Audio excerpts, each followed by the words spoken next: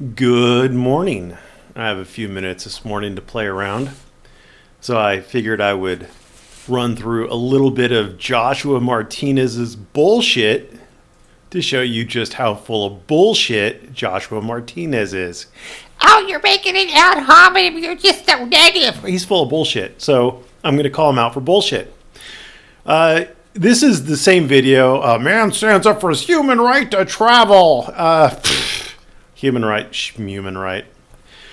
So this guy never knows best says no one's stopping you from traveling. They're stopping you from operating a vehicle to do it. There's a difference.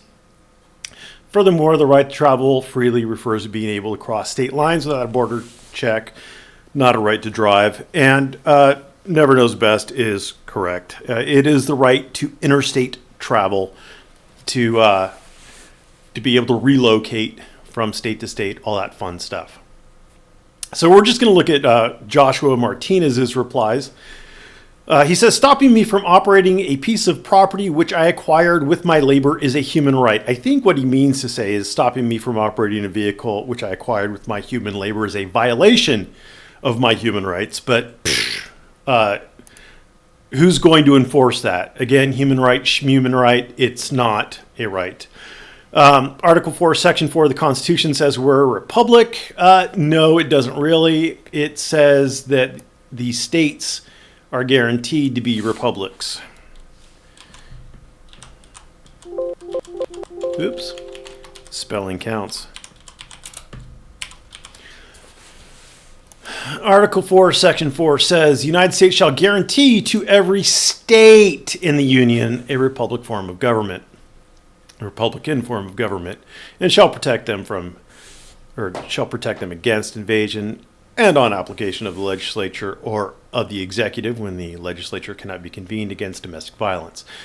So this just says that the United States is going to make sure that every state in the Union is a republican form of government. Article 1 says that we're going to have a House of Representatives and a Senate. So that is what guarantees us the United States as the United States, a republican form of government. That whole electing representatives kind of bullshit. Okay, but so he's kind of sort of correct on that, but then he continues, and in a republic, the individual can exclude anyone from his property, even the government. No citation, and that's bullshit. You can't exclude the government from your property. He has no citation for it because no such citation exists. Even with a no trespassing sign, if there are easements, the meter readers and things like that who are going to come and read your gas or water meters, you can't exclude them. Sorry, no. Life, liberty, and the pursuit of happiness, period. I don't know what he means there. He may be referring to the Declaration of Independence, which is not law, but that's a meaningless statement. Life, liberty, and the pursuit of happiness. You have a right, I guess, to life, unless and until you do something that the state determines allows the state to take your life from you. There are states in the Union that still have the death penalty, and if you violate certain laws in certain ways, then you may forfeit your life over that. Liberty, again, if you violate a law, you may be incarcerated. So none of these rights are absolute, if in fact they are even rights, and not the government's version of happiness. Well, whose version of happiness? Joshua Martinez. There is no real right to happiness. People are miserable all the time. So there you go. We're going to continue on, though, because there's more bullshit. Article 3 doesn't grant the Supreme Court authority to decide what is constitutional. Yes, it does. Article 3 certainly does.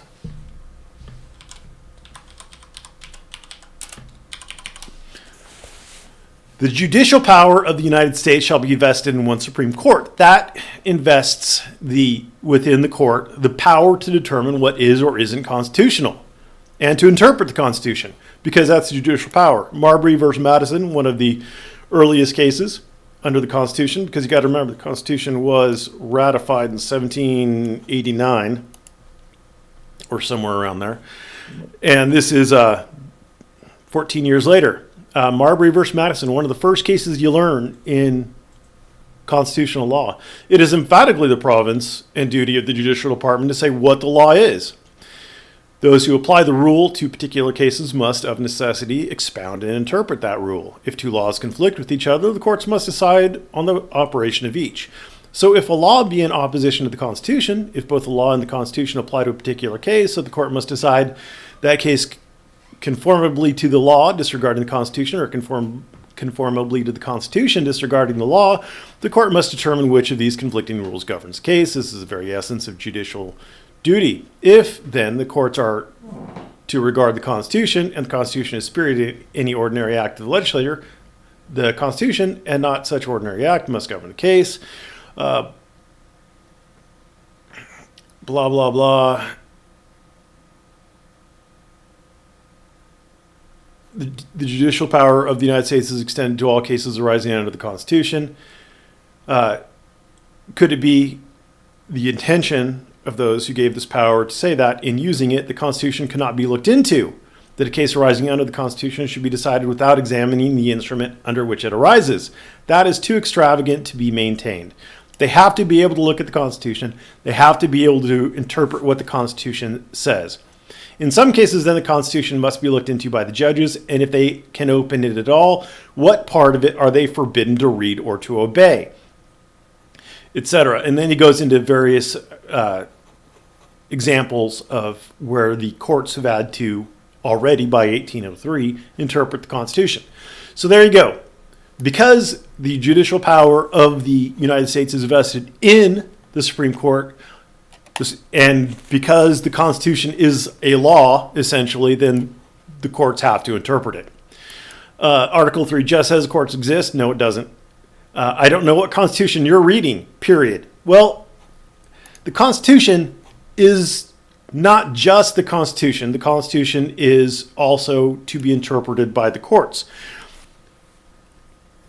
When you are writing a brief,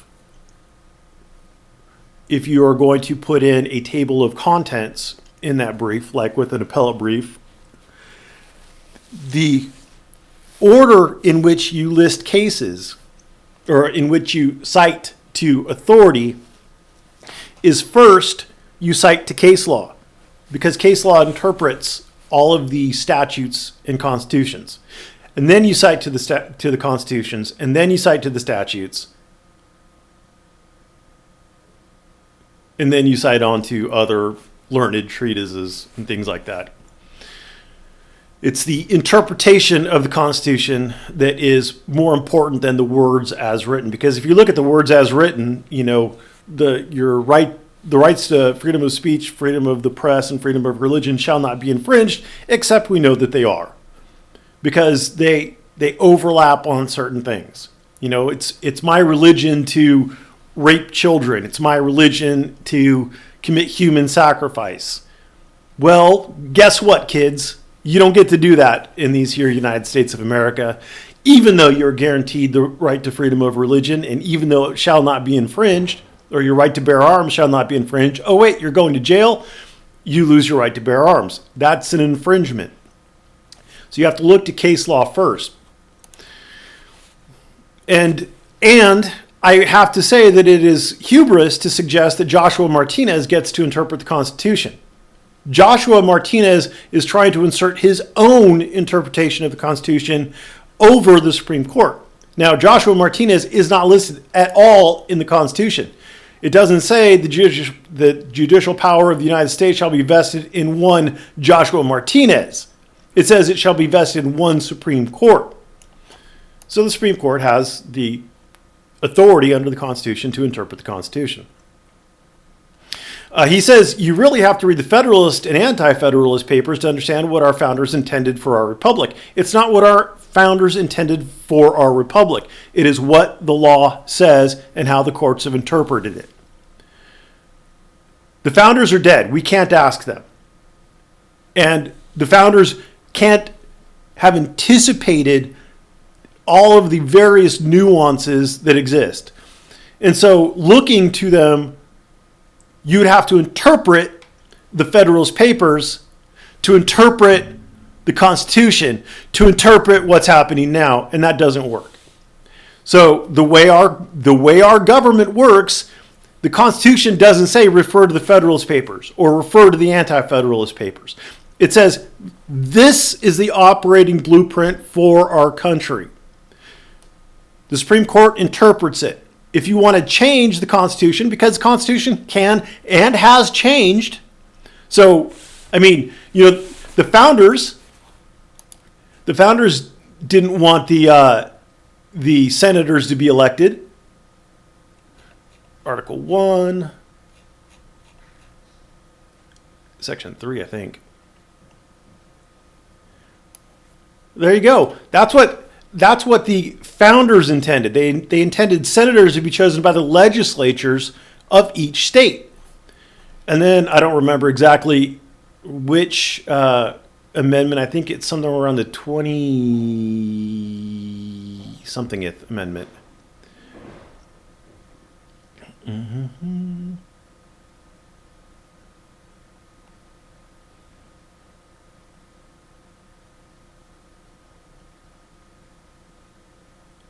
In at noon. No, 19th? Nope.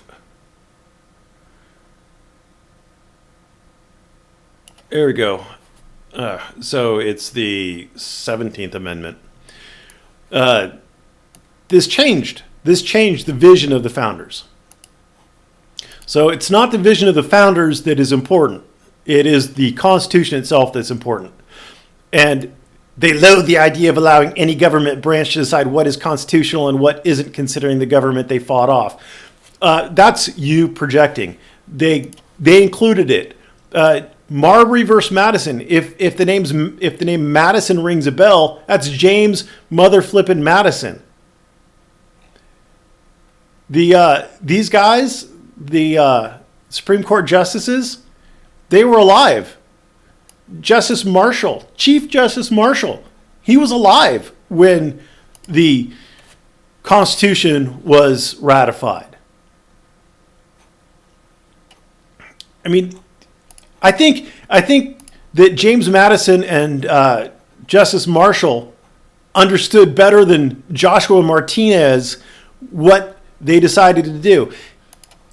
And they actually put it in the Constitution under Article 3 that the judicial power of the United States shall be vested in one Supreme Court. So there you go. The Constitution was created for the people, by the people. The Constitution was created for the United States. The Bill of Rights is kind of secondary in it. They created the Constitution, the Articles,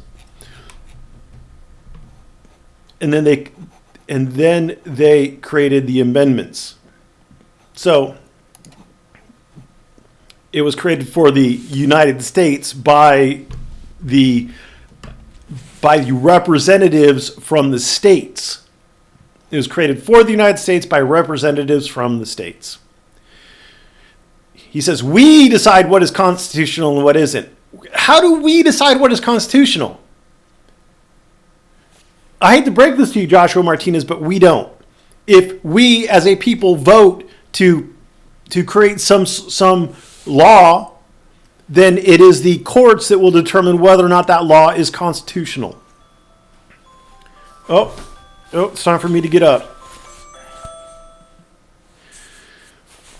And he says that we decide what is constitutional and what isn't without any reference to any authority whatsoever. Joshua Martinez does not have the ultimate deciding capacity for what is and isn't constitutional. And then he says, did Rosa Parks break the law to get things changed? Yes. But she didn't decide what is or isn't constitutional. When Rosa Parks was sitting at the front of the bus, the 14th Amendment was already in place. Constitution had already determined that the that Congress had the power to regulate the means and methods of interstate commerce. One of the means and methods of interstate commerce is buses, our buses, I guess I should say. And so Congress has power to control what happens on buses. And Congress had already determined that you can't discriminate on buses. And the 14th Amendment was already in place, yada, yada, yada.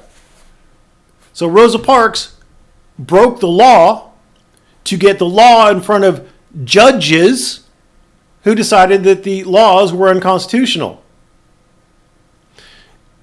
Yes, MLK2. MLK2 what?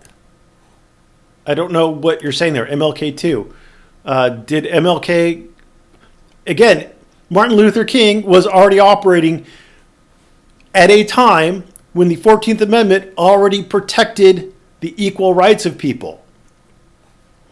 So all Martin Luther King would have done in breaking any laws would be bringing to the courts, getting in front of the courts, the opportunity to determine that those particular laws were violating the Constitution. When you go to court, Joshua Martinez, you're not getting in front of the court to determine whether or not the right to drive is constitutional or not. Thomas Jefferson said, and Martin Luther King Jr. said, it is the duty of a just and moral people to disobey unjust laws. So who cares? Who cares? They're not. It's an appeal to authority, and it's not really a particularly good one. Martin Luther King wasn't elected, and Thomas Jefferson, while he was president at some point in time, he is not president anymore, and I think we're going to end right about here. He threatens people. If someone comes and forces him to comply with these laws, he'll get a license. Just remember, he's a strong Second Amendment supporter.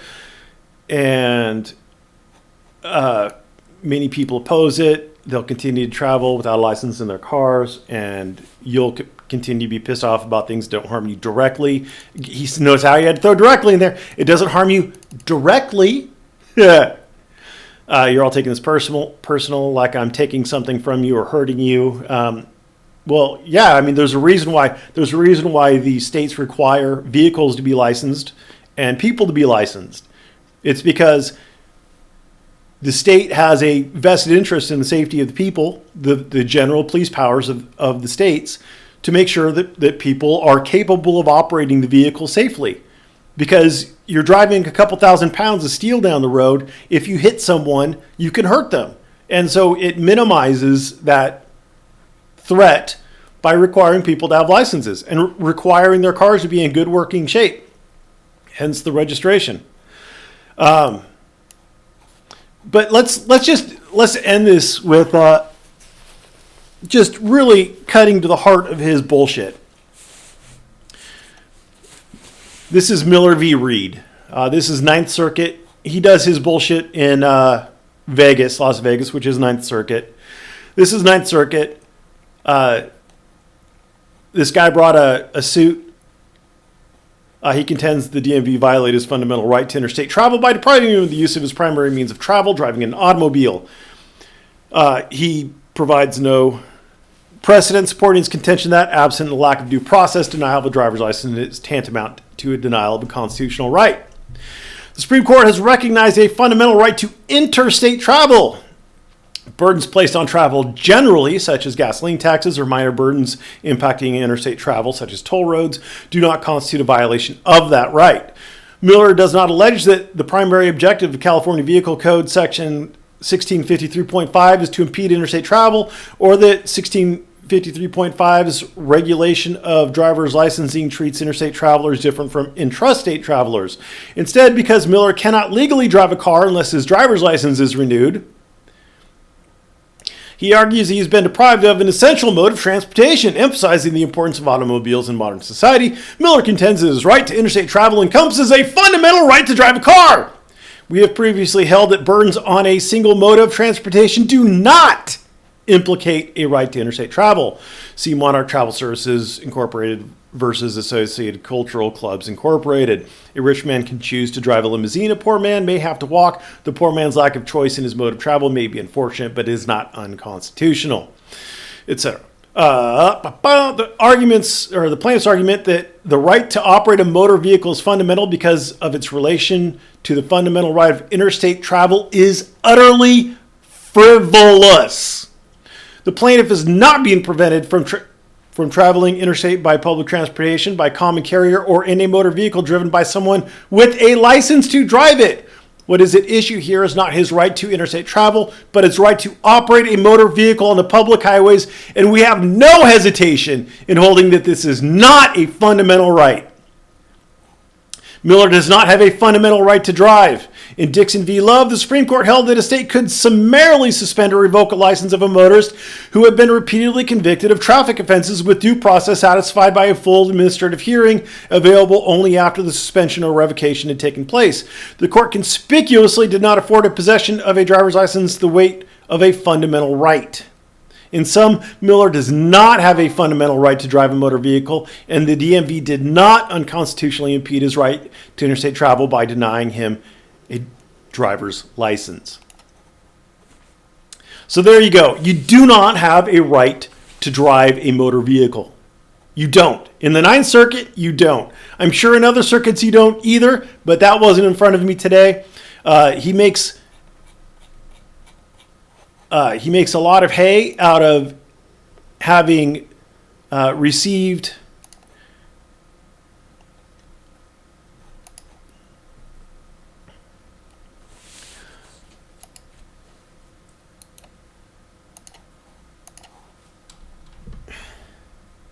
Look at this. Dismissed per statute. Oh boy. But what was he violating? He was violating a statute on driving with a revoked driver's license. Our good friend Joshua Martinez may have gotten out of this particular one on a technicality, but that doesn't change the fact that he has a revoked driver's license. Joshua Martinez does not have the capacity, or at least he did not have, as of April 12th of 2018, the capacity to have a valid driver's license. So all of his protestations about getting a driver's license, if he's ever forced to, are not really here nor there. Anyway, I've rambled enough. Enjoy Miller v. Reed. Just in case you're wondering, it is, let's see if I have it's 176 F 3rd 1202. It's a 1999 Ninth Circuit Court of Appeals decision. If ever you want to use that against a sovereign citizen. Thanks for watching, and have a great day.